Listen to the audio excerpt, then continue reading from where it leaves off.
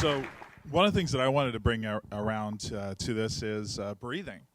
You know, if you look at what your body takes in for nutrients, you take in liquids, solids, and gases. And, you know, if you're eating food, getting a little snack while you're out there, you can go without that for quite a significant period of time.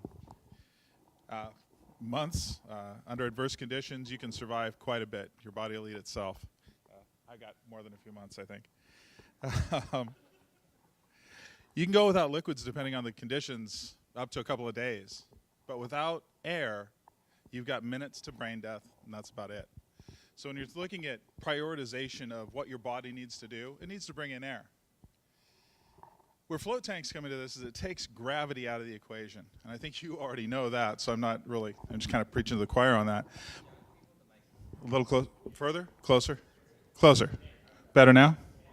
Okay. So the whole thing with breathing, what a lot of us don't realize is why people tell you to lift something on the exhale or on the held breath, but not on the in breath. And that's because your muscles are busy doing something else. There are a lot of laws of physiology, and sometimes they hold up and sometimes they don't. But it's a real easy practical demonstration anytime you want. You can even grab a hold of the chair in front of you, squeeze it, and try to take a deep breath. And because you've already prioritized one thing, it's a little harder to breathe. And your body's busy contracting to protect itself from injuries and all of these things, aches and pains of the day. And how much of your body has to breathe? It isn't just the lungs. The lungs, you know, even myself, I teach this stuff, and I run into the misconception sometimes. I get this internal image that my lung is this air sac, like this air balloon. Do you ever get that image yourself? You know, it's like you breathe in, this big air sac fills up, and you breathe out this. And these lungs are actually pretty solid. They're a very liquidy sponge. They're pretty thickened. And it takes actually muscular effort to really draw and create vacuum to pull that air in. And when you do that, you've got to push everything in your body down a bit to create room. Your body needs to expand three-dimensionally. It needs to lengthen, broaden, and deepen in order to get the fullest breath.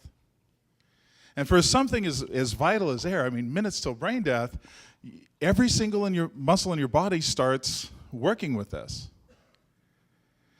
When you lengthen your body, your pelvis actually has to stabilize so that when you push everything that's below the diaphragm, which is most of your internal organs, down to create that vacuum, it's got to have somewhere to go. And so this bowl that's your pelvis, you have to adjust tension in your inner leg, your outer leg, all the way down to your feet. Just going through your day, that's part of what tires us out.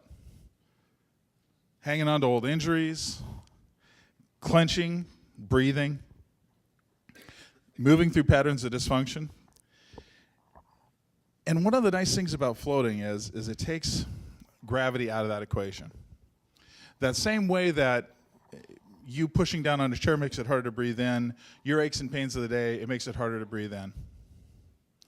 That pain in your hip from sitting on these chairs a little too long, listening to people a little too long. And how many times did you shift one side, then the other, then the other, right? You know, one leg over. And what your body's doing is protecting itself from injuries. We'll stay crunched up like that and take a really deep breath. Doesn't go so well, does it? Add to that, it's got to go up, too. I mean, if we don't got any lift, not just down, but up, it's not going to breathe so well. So in order to take a deep breath in, your collarbone actually has to lift with this big diagonal muscle. Your upper rib cage, and your rib cage goes this high up. It's kind of creepy to think about, isn't it? You know, first rib's way up here. But breathing in deeply up and out and forward, practically every muscle in your body contracts at some level to do that. Ever been really exhausted and stood up? Not so easy to do, a little bit tired. Gravity's influence on your body over time adds to that. So making that lifting or pushing down or any of those readjustments just harder to do. So one of the things that's really amazing about float tank is that buoyancy neutral, right? You get into that float tank, and it's as close to floating in space as you're going to get. If your body needs to expand or contract, and I'm just talking about the respiratory rhythms, I think the people following me are going to talk about more interesting rhythms than that, but I'm talking about a vital rhythm of your life, just made that much easier. I think that a big part of what people come to a conference like this is to get things that you can tell people that might not know what it is that you do and how it helps and how it's going to directly help their life. And if you tell somebody it's going to help them breathe, because it makes it easier on your muscles, I think that's pretty straightforward. I think most of us can understand that. And if you want a little bit more follow-up for something like this, you should look at the effects of sleep apnea on weight gain. If you can't breathe, you can't repair. Your body on a cellular level needs to exchange gases. In with the good, out with the bad. All that neat stuff, right? If it can't do that, you can't do that. You just don't get better. As if that isn't bad enough, if you can't breathe, remember you can take in solids, liquids, and gases, right? If you can't take in air, what do you think that's doing to your stress rates? What do you think that's doing to your blood pressure? What do you think that's doing to adrenal response and release of cortisol? Real simple answer, it's making it a lot worse. So, long story short, one of the easiest things to remember about a lot of this stuff is just give somebody a weight, have them hold it up, and ask them if it's easier or harder to breathe. Try it yourself, seriously. Push on something. Push on something, yeah, doesn't matter, chair back, anything. Push hard. Take a really deep breath while you're pushing. And now take a deep breath, now take a deep breath without doing that. Is it different? As easy as that was to demonstrate, it's as easy to demonstrate to anyone. And, and if you want to know how it stresses you out, I mean, what do we do when we get stressed out? We forget, we hold our breath. And then everything's going well. Didn't want to do that into the microphone, right?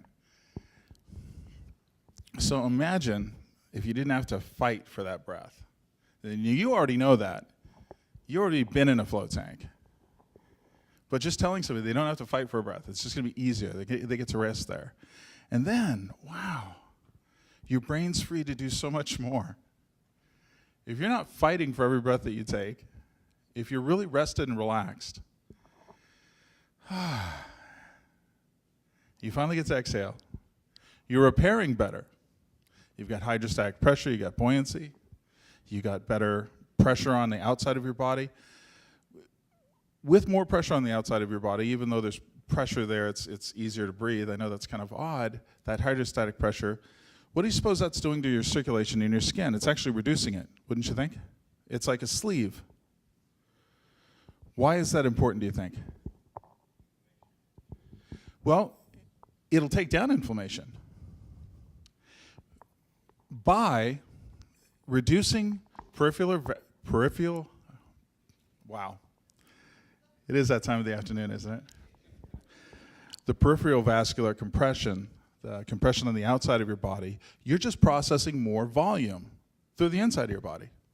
If you're sitting in a sleeve, the blood supply is getting pushed on, like a hand pushing on you, just like most massages, and pushing a lot of blood through the deeper parts of you, which includes liver and kidneys. So what starts happening is you get better internal respiration, not only external respiration. If your body's already pushing the fluids to the deeper surfaces and you're processing it better through your liver and your kidneys, you're detoxifying better. You're running more volume through there because there's less room in the skin.